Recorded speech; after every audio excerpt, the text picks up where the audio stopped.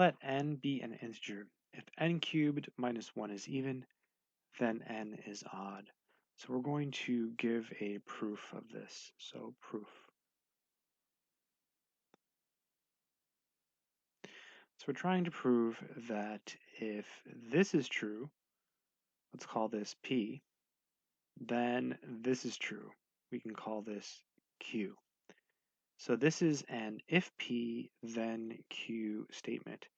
So one way to do it is to assume P is true and then show that Q is true.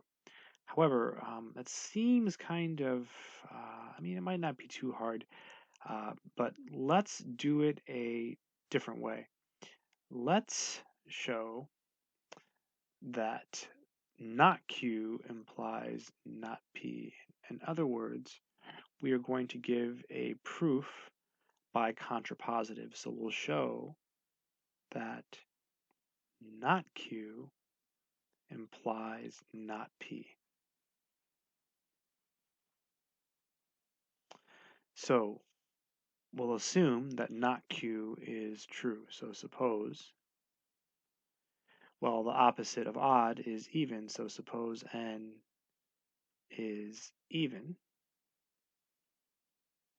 So what does this mean? So this means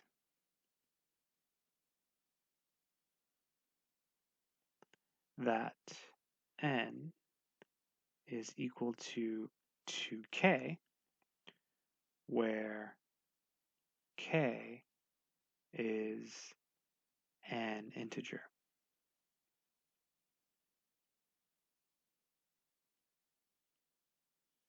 So now we have to show that not p is true. So we have to show that n cubed minus 1 is odd, right? That's the opposite. So in any case, we have to look at n cubed minus 1. So then